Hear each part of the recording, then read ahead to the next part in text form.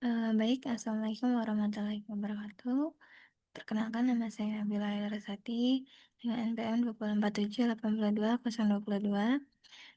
Jadi di video kali ini saya akan mempraktikkan penggunaan Excel untuk meramalkan. Jadi di tab ini, Excel ini digunakan untuk meramalkan bertujuan sebagai memasukkan data. Yang pertama adalah untuk memasukkan data, kemudian yang kedua itu untuk menjalankan perkiraan data.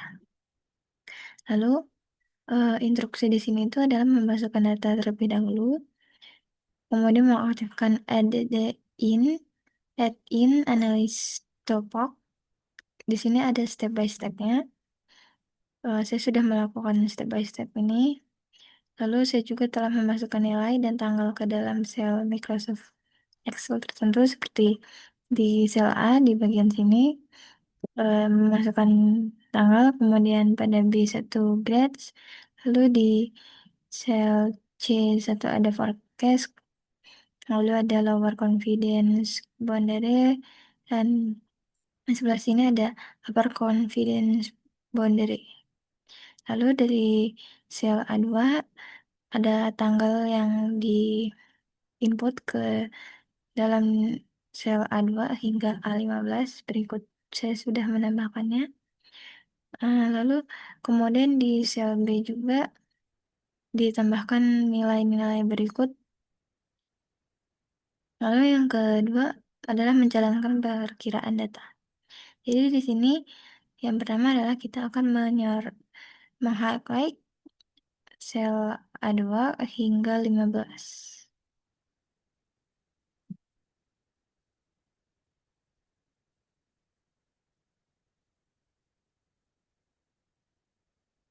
Nah, kemudian kita akan ke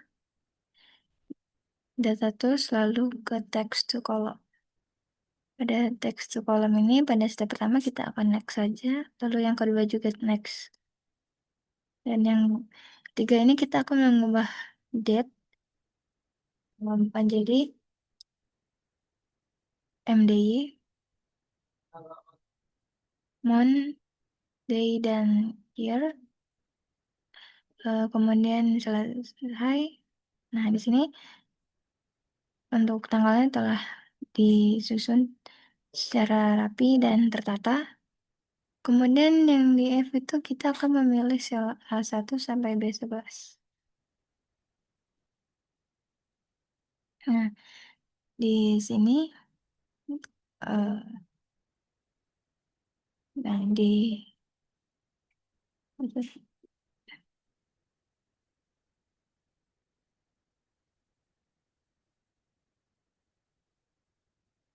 sini kita akan ke data, kemudian di data kita akan memilih forecast sheet. Nah, eh, di forecast sheet ini kita akan mengecek calendar window di forecast end, lalu pilih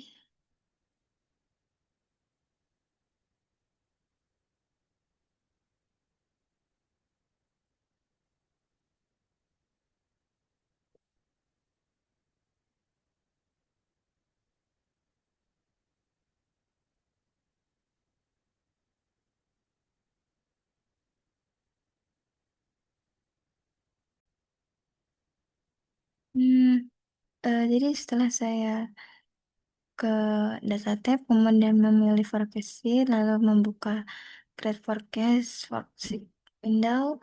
Di forecast end tadi saya memilih tanggal 9 bulan 4 tahun 2018 sebagai akhir tanggal. Lalu di expand option juga kita akan menotis bahwa confidence interval itu bisa disesuaikan. Lalu kemudian eh, klik create untuk membuat grafnya.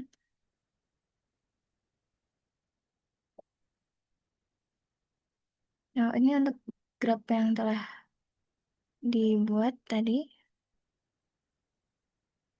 Hmm, ini kemudian di sini ada pertanyaan, apakah kita menotis gak ekspor itu dapat memprediksi kita akan mendapat nilai 80,39 pada Maret tanggal 19. Tapi untuk kepercayaan itu sekitar 95% itu benar-benar skor di mana antara 47,54 dan 113,3. Kemudian skor yang diprediksi pada April tanggal 2.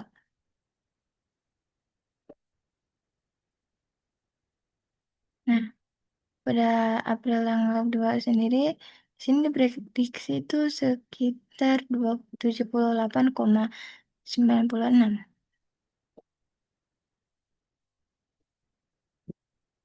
Lalu ditanya, eh, berapa range skor yang Excel percayakan sekitar 95% itu yang akan dibuat pada tanggal 9 April. Di sini range-nya sekitar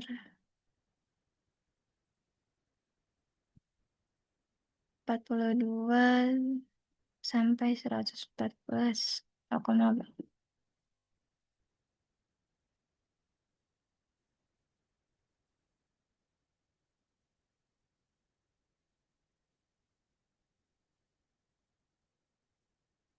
Lalu di sini juga kita harus memodifikasi data.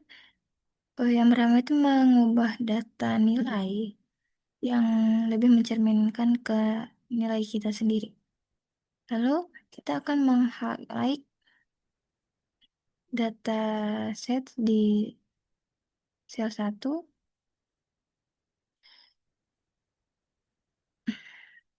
ke A11 diikuti oleh B1 dan ke B11. Kita akan ke forecast sheet lagi. Lalu di option kita akan mengubah confidence intervalnya ke 98%. Nah,